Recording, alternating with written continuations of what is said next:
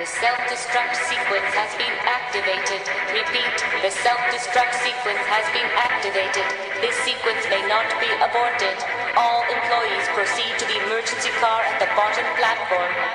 Okay, we lit it just like a fuse, so no need to pick and choose. Welcome to 2020, where we do more than interviews. The hottest be coming through, jumping knowledge on all of you. Get a peek at the front of you with the truth that they offer you. Yeah, hands up, we doing it for the culture. To give artists and businesses more exposure. Keeping it real and stay solid just like a boulder. It's about to go all the way down, can't get no lower. Chasing my dreams, know that they get no slower. But if I stay running, I promise they getting closer. Moreover, success my older. And if you're sleeping on me, I'm waking them up like Folgers. I told you, coming from the land with the tide roll. Well, we'll be on a whole different vibe though. We like to ride slow and keep our windows tinted so you really can see us like Stevie Wonder waking up with his eyes closed. Yeah, got the kind of flow that rock the boat. On my 16s of pounds of dope. And if you figure you can hang with me on the mic, then grab some rope. Matter of fact, better grab some hope while you at it. We keep it live, it's time to tune in. Turn up the sound on what you're using. It goes so hard, I think it's bruising. The show is 2020, no need to zoom in. Yeah.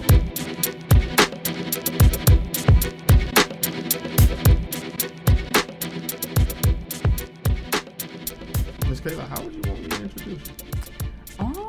I don't know. Like, I wear so many hats. I know. I don't know. Like, I'm a rapper, I'm a poet, I'm a social worker, I'm a director. Like, I don't know. K is fine. K. Yeah. All right. It's fine. Cool. I mean, whatever. I'm just. All right. We'll run with that. Okay. Now, I don't typically just jump into my interviews. I have a conversation first. Oh, I'm that's not jumping cool. to It the has to be interview. organic. You know what I'm saying? Yeah. That's why I didn't send you the questions. You know, like, because I wanted you to be kind of organic, less of Yeah, for less. definitely. Because I hate transactional interviews. They're so boring. It is. I'm not trying to hire you or anything like that. I just want to pick your brain, and when it feels conversational, people Yeah. relate to it. Right. So, but yeah, this series has been really enlightening. When you come into contact with so many different people with so many different backgrounds, it gives you different perspectives Right. in order to grow. So it's kind of like my therapy in a little bit, but I still need to seek that professional. Yeah. Because it's a lot of stuff I need. Because what deal you don't with. realize, and something I had to realize as a social worker over the years, is that when you constantly hear or even just hearing other people's stories or quote unquote testimonies or whatever, you're reliving their trauma with them too. So not only are you dealing with your trauma that you probably suppressed, you're taking on new trauma from other people through hearing their stories. So Ooh. You know what? And being an empath, that is tough to deal with because a lot of times you just I need to soak flush. it all in. Yeah, man. And I don't know how to like properly flush all the time. So yeah. it leaves me down a lot. So, but yeah, I appreciate that. So, that being said, thank you for tuning in to another episode of A Businessman. I'm your boy, Sirr. And I got Miss K today. Now, to those of you that don't know, I attended a Juneteenth celebration hosted by M for Melanin. Shout out to them. They invited me to come help, and I definitely appreciate facilitating and helping and just being a volunteer for the community. And I saw Miss K at a panel, and her amongst a few other guests who I've reached out to absolutely stole the show. I'm going to be honest with you. The candidacy and the honesty that you All right. showed to the crowd there was really something to speak to. So I wanted to sit down and have a one-on-one conversation with you. Okay. So that being said, you mentioned earlier that you were a person of many hats. Could you just Yes. share with the world what some of those hats are? Well, my first and most important hat is a mother. Shout out. I love my son. I would just do anything for him. So that's a new role for me. That's a very brand new hat, a 5-month-old new hat, but I love it. Wouldn't trade it for anything. Of course, when it comes to the arts, I am a rapper and a poet, so I enjoy creativity in that sense.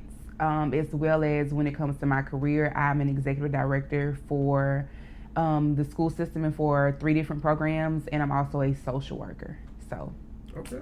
yes, we have a lot going on. Man, look, and I'm honestly surprised I was able to get you in because I just knew when I heard what all you do, I was like, ain't no way.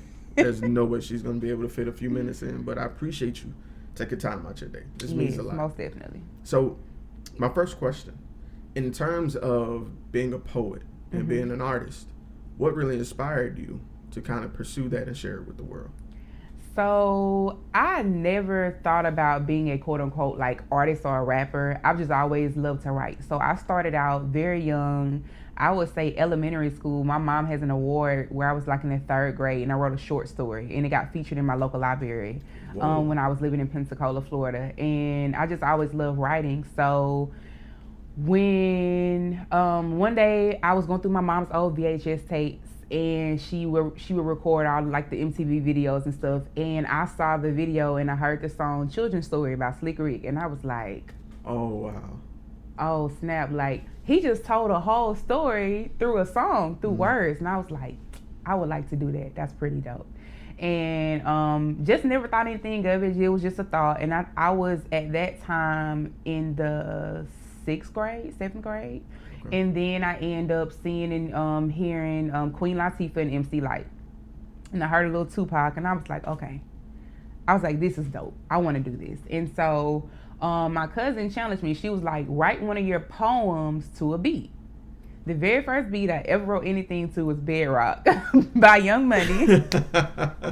And I wrote a poem, in essence, what I thought was writing a poem to a beat, and I spit it to her, and she was like, oh, you got it. And I was like, I'm a poet, though. She was like, no, like, you can rap. Everybody don't got it, but you got it. And so since then, 7th grade, first rap, I wrote it and kept going. So. Okay. Yep. Humble Begins. Bedrock, the first track. That was the first instrumental I ever wrote to. And my mother was so ashamed because it was very nasty. Oh, it was one of them. It was very nasty. That is hilarious. Because especially like growing up, like when you say what inspired me, like I'm listening to it, and then of course I'm listening to other artists too, like the Nickies and stuff like that. So I'm like, oh, that's how I have to rap as a female. And then as I started to explore deeper into the MC Lytes and the Queen Latifahs and the Rhapsodies and people like that, I'm like, oh, like I could just be me. Like I don't have to talk about my body or talk about sex or talk about this or that. Like I can really I can hold my own with the dudes if I wanted to, just spitting straight bars, and that's what I did. And Queen Latifah and MC Lyte, they gave me the confidence to be able to rap and not have to feel like I had to change my voice, because I have a deep voice for a woman. And so hearing some of the other females, they sound more sensual or they sound more, I guess, ladylike or whatever. And I was like, you know what? This me. This it. So. Okay, awesome. Yeah. All right. Were there any other artists that kind of... Those are the main ones. The first one, of course, like I said, was Slick Rick. He got me going. But looking at now, who inspires me? People like Big Crit, J. Cole. I love Earth Gang. Deontay Hitchcock is a great artist. So I still enjoy my ratchet music from time to time as well. But when it comes to inspiration, I would say those people. So. Okay. Dope. So with being an artist, there's a little bit of a business acumen you have to have too, with marketing, setting time for yourself, studio time, writing, So are there any obstacles so far that you've encountered that kind of help shape who you are too? Before, there weren't. As a single mother now, as a single mother during this pandemic, definitely, because I have to think, do I want to risk going into a studio that might not be as sanitary as it should be, and then I have to come back home to my son? Or even just looking at the fact that, having to care for my son and being that sole breadwinner for us, like, okay, am I going to... And people don't see this part of it. People just get the art and they're like, oh, that sounds dope. And that's why when we tell people as independent artists, like, people ask, is your music on streaming sites? And it's like, it'll be on there, but right now it's on here for you to purchase and support the artist. Like, it's for me to decide, okay, do I want to take a 2-week break from getting my nails done and pay for the studio time? Or do I want to take away from, my little leisure money and be like, I'm going to go to the studio? So, like, you have to make those balances, and then balancing your time as well, because I'm still having to work full time. I'm still having to juggle meal prepping and cooking, making sure my son is okay, and then having me time so I won't lose my mind. Finding time to write, and that's why I tell people time is more valuable than money. Like, time is currency. You can't I'd rather you play with my money than play with my time, because I Right. can't get that time back. No refunds. But especially too, like when you look at the dynamics, when you say right now, no, but I can remember a time, it was when I was in a relationship, especially as a female. It's not a lot of female rappers, I guess, right now here. And so when we go to the studio, it's mainly all guys. And that caused a problem in my relationship at one point in time. Where he was like, you in the studio 2 a.m. with all these dudes, like what's going on? And it's like, bro, this is my art. So in that instance, you know, you just have to be trusting. But right now, the only thing is just finding time balance, because it's rough. Because you go to the studio, you book a session, and then you might get in there and start vibing with the producer, and before you know it, you're in there for 4 or 5 hours, and then I'm like, hey mom, is my baby okay? Like, is he good? You know, so just juggling motherhood and all of that with balance it's tough, but it's a day by day thing. Okay, and it's a journey. Oh, definitely a journey. So, with that being said, I want to ask you about the long term in terms of plan. And this can apply to your career, your craft, or just being a mother. Where would you like to see yourself in 1 year, 3 years, and then in 10 years? Oh, we digging deep. Mm-hmm. So I guess we'll start with 1 year. So in 1 year, hopefully you guys will have at least 2 to 3 projects from me, because I still want to be dropping music back to back to give it to y'all as far as art-wise, musically. Hopefully within 1 year this pandemic has calmed down and we can get back to doing shows and being with each other and feeling each other's energy, because this is cool, but being able to like rock with my people in the crowd and crowd interaction, I love it. Like, this stage really gives me life. As far as my career, helping more kids, helping out here trying to be superwoman and save these lives, especially for my young brown boys and brown girls, just being able to let them know that there is a way out. And in a year for my son, hopefully he ain't emptying out my pockets, because he's huge. My son is 5 months old, 21 pounds, and he's over 2 feet tall. So he's 28 inches. My son is huge. It's your boy Contra and your boy DJ Big Dream. And it's your boy Eternity. What happens when a content creator, a DJ, and an artist from the bottom of the map come together? Find out every Monday as we discuss the latest news in movies, music, media, and more. It's the South Got Something to Say podcast. Tune in now on your favorite podcast app.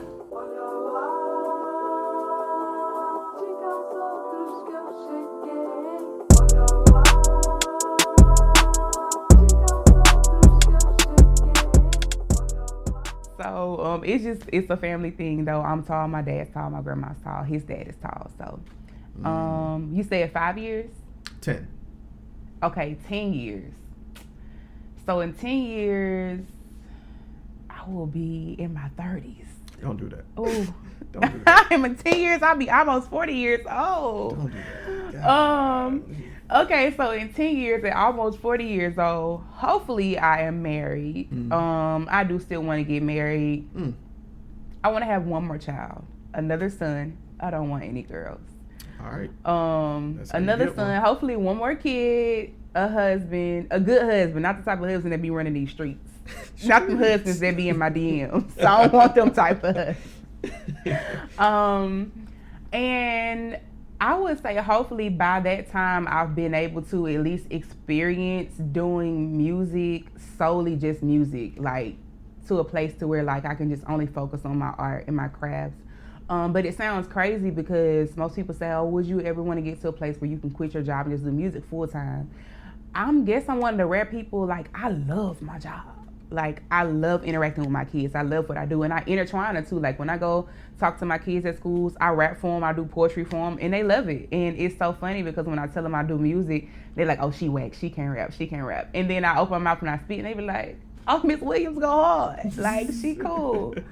In 10 years, I can't believe I will have a 10-year-old. That sounds weird. But unfortunately, in 10 years, I'm probably going to be trying not to stress myself out, especially raising a brown boy in America right now. When we look at everything that's going on with police brutality and stuff like that. And especially knowing that my son is going to be on the larger side for his age. His dad is 6'4", my dad is 6'3". I'm almost 6 feet. My grandmother is 6'2".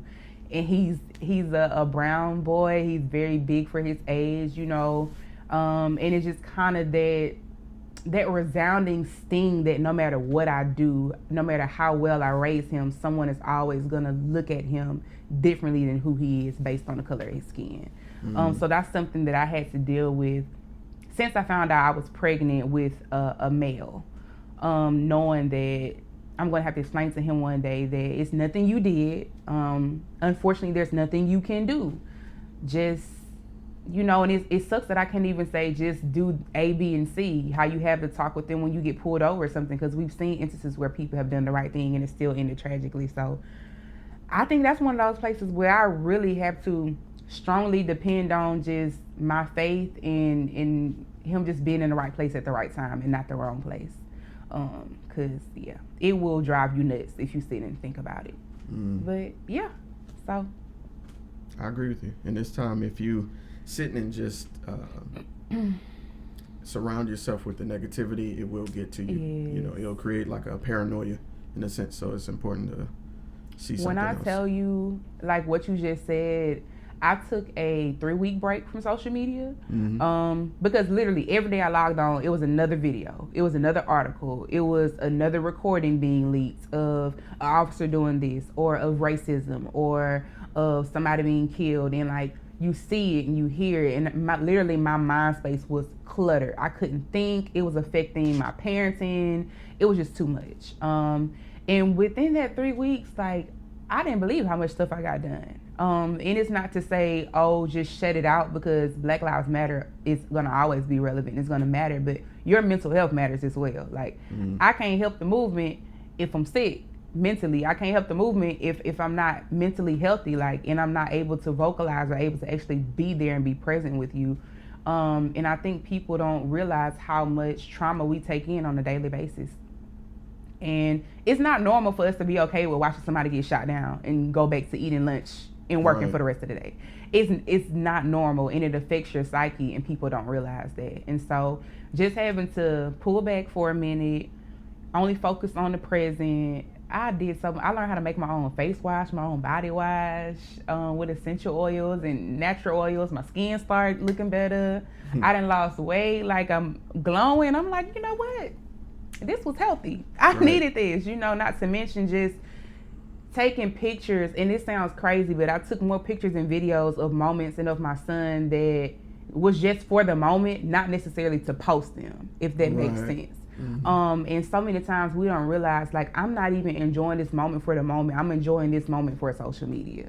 So it was pretty dope, just being able to be in the moment and be present in my mind as well. So learning to live from the inside out. But yeah, it's been dope. That's awesome. So I want to go back in time a little bit. Okay. You know, there's always like influences that kind of help shape who we are. Were there, and I love to give a shout out to teachers, because teachers, I feel like, are some of the most underrated heroes out there. Were there any teachers that helped cultivate that artist in you? Absolutely. I have 2 teachers. One teacher was my 7th grade teacher at Warrenton Middle School in Pensacola, Florida. Hood city. Warrenton, anybody from Pensacola knows when I hear Warrenton, like, oh, it's hood.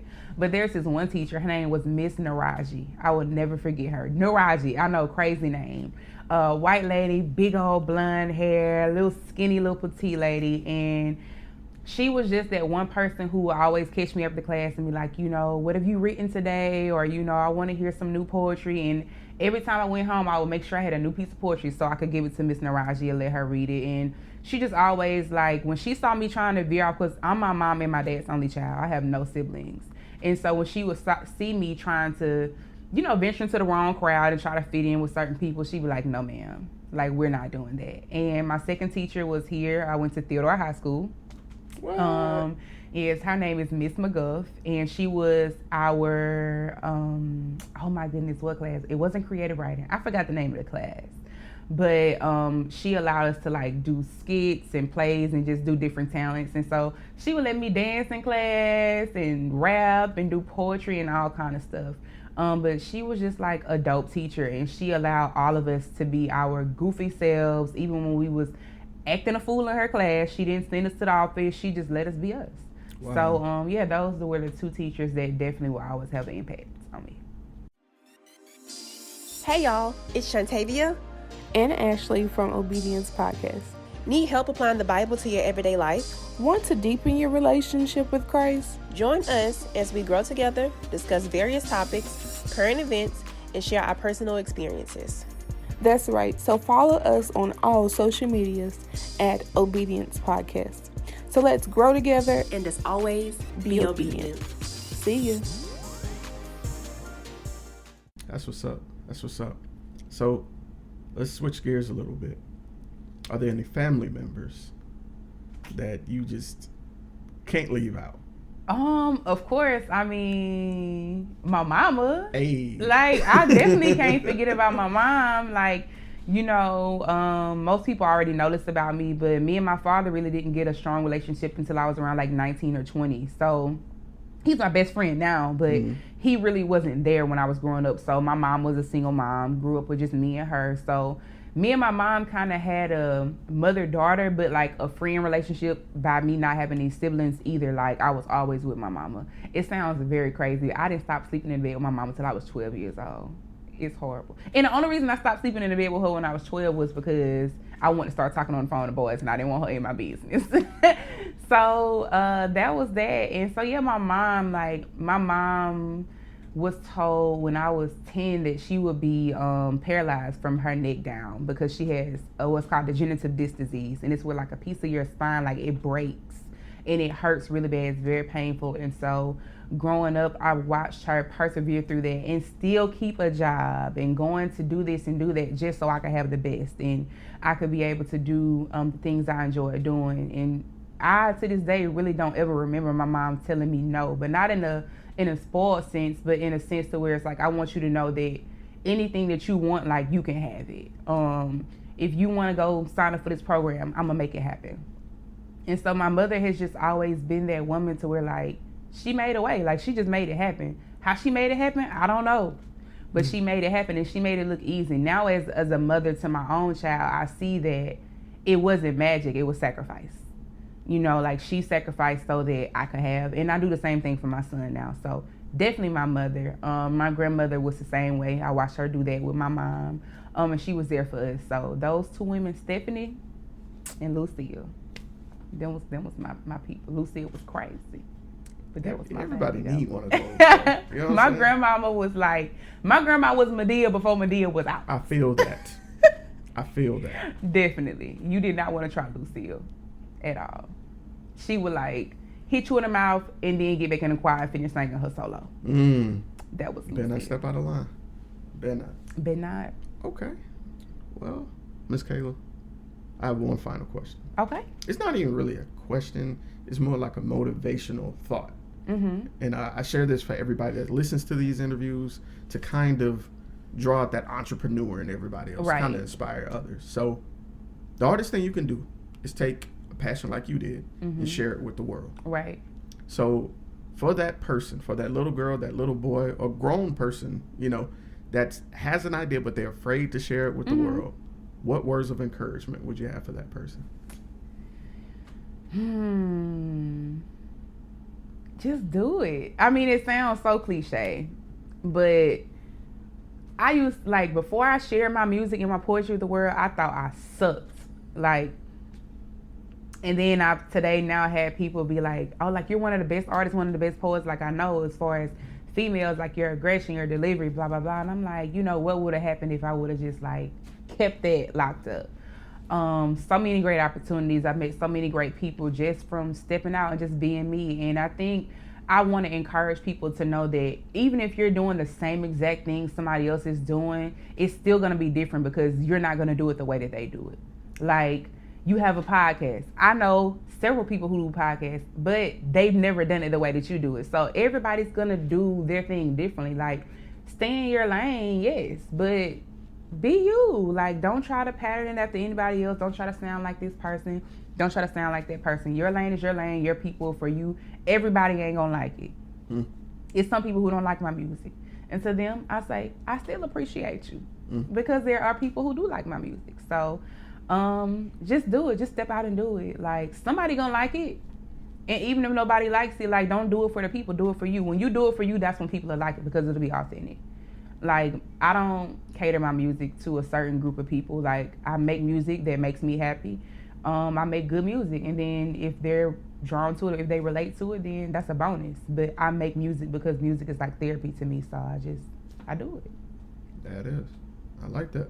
That's that. Miss Kaila, if anybody wants to get in contact with you, whether it be about music, your poetry, or they just have questions about social work, or they might want to vent about being a new mom. You know what I'm saying? Yeah, single moms, I'm here. I feel you.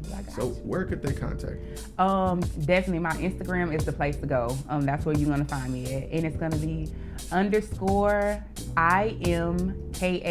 Not I am, the letter I, the letter M, KAI. So it's _I'm_K.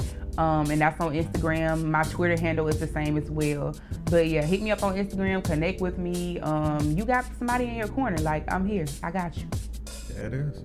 Miss K, thank you so much for coming out. I know you got stuff to do.